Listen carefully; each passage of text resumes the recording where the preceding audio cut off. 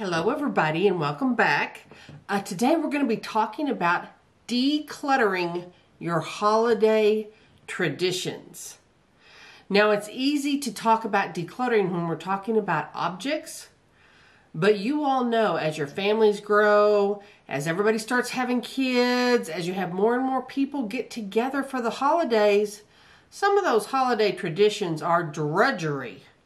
So we're going to talk about how you can slim down your holiday traditions and still enjoy a great holiday. Hi everybody, my name is Dee Burks. Now a lot of stuff that we talk about on this channel is how to keep your peace as your life is transitioning from one stage to another. Maybe your kids have all moved out. Maybe your kids have gotten married. Maybe now you have grandkids. Maybe you're moving into full retirement. Your life changes with each stage. And one of those things that probably needs to change are some of those holiday traditions. And let me explain what I mean. You know how some families will get together and you'll go around and every person will open a gift, and then you'll go around again and every person will open a gift. That's great if you have 3 or 4 people in your family. But when you get together and you have the grandparents, the parents, 3 kids and spouses and kids, now you have 25, 30 people. It's crazy. It's crazy. Some of these traditions still don't change. And every year they create more and more stress. And every year, everyone who experiences it says, there's got to be a better way. They're just, this is just no. No one loves it anymore. Those are traditions that have become a drudgery. Another tradition that has become kind of a drudgery is the cooking portion. More and more families are ordering out their holiday meals, and that's why. Because the cooking of it, asking everyone to bring a dish. Some people cook, some people don't. Some people could bring wonderful pies and cakes. Other people can't even bring ice cubes and get it right. It's just, that's how it is with families. I mean, this is the reality of it. You know, not everybody cooks. Not everybody's grandma is some repository of incredible recipes. And even if she was, does she want to cook for 40 people? No, no one does. Now, I'm not talking about families who all get together and cook and do that kind of thing. I know there are exceptions to everything I'm saying. However, what I'm really talking about is re-examining what you do and why you do it for the holidays. Are you repeating things that are traditions just because you've always done them? Or are you repeating things that people actually enjoy, that they're going to remember positively? And I'll tell you some stories. True story. I had a friend I knew about, 5, 6 years ago. It's been 5 or 6 years ago now. And this particular friend hated the holidays. And I had been with numerous people who hated the holidays. A couple of them I was married to.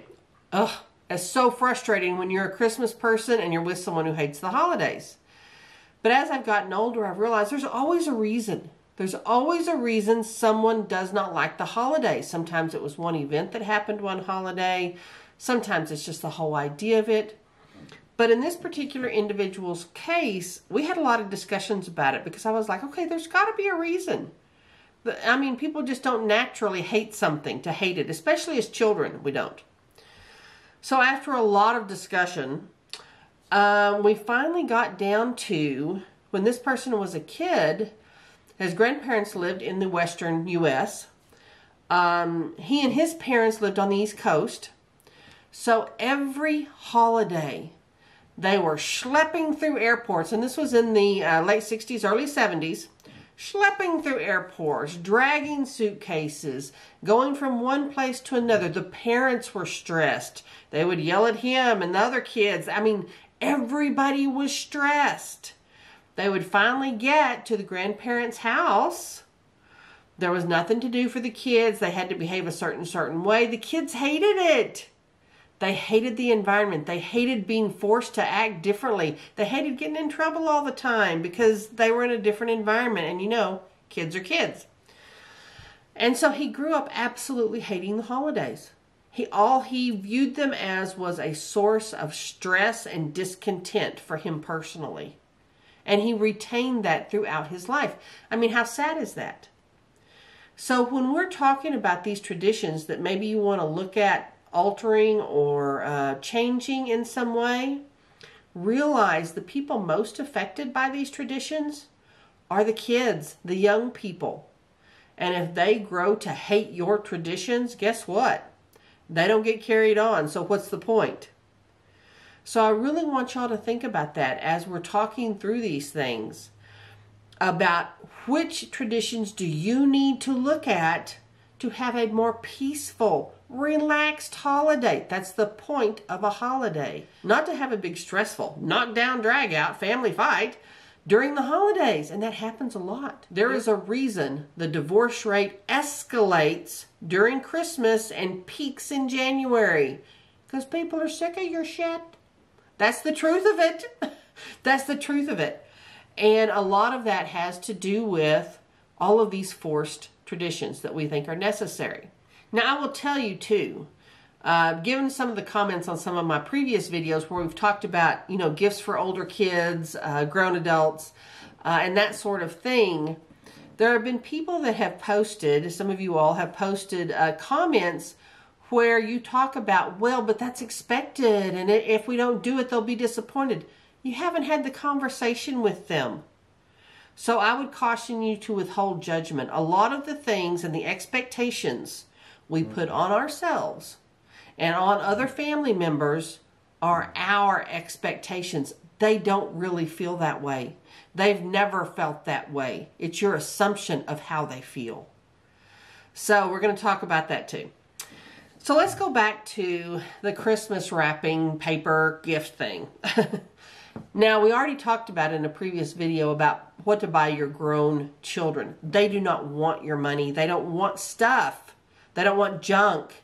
In this age of where people are much more minimalist, where people are much more aware of not having a cluttered life, they don't want you to get them a bunch of junk.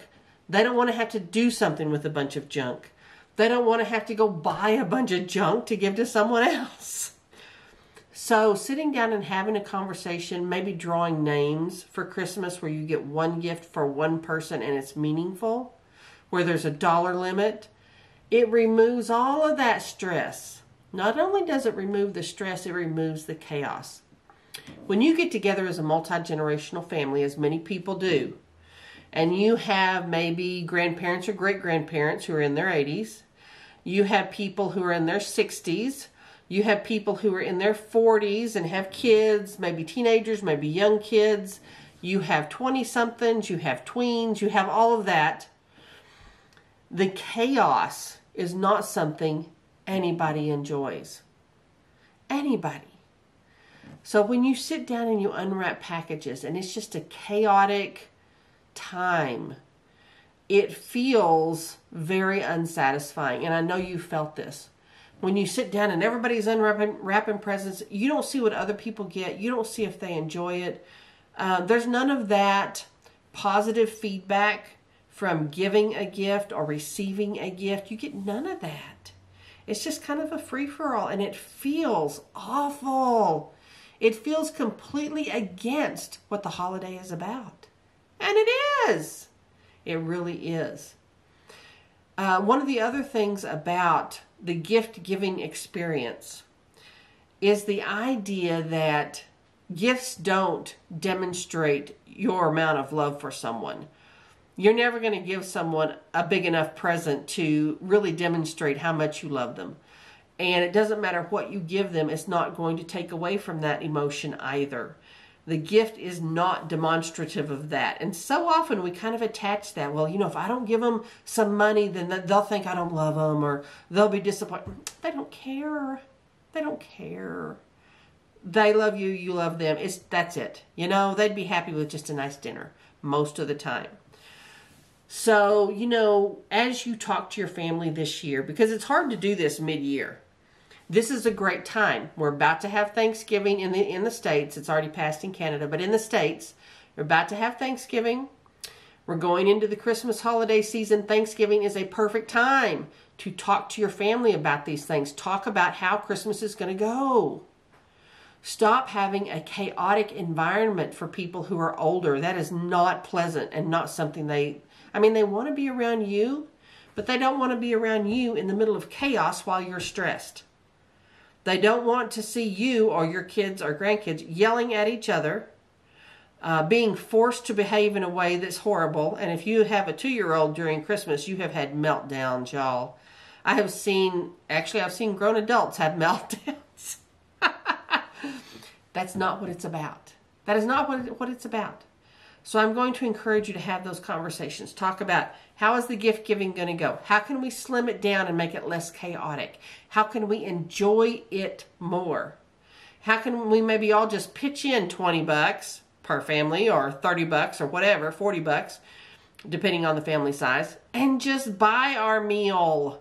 Walmart will deliver. Most of these places will deliver. Actually, I'm getting my meal this year from a barbecue place, which is great.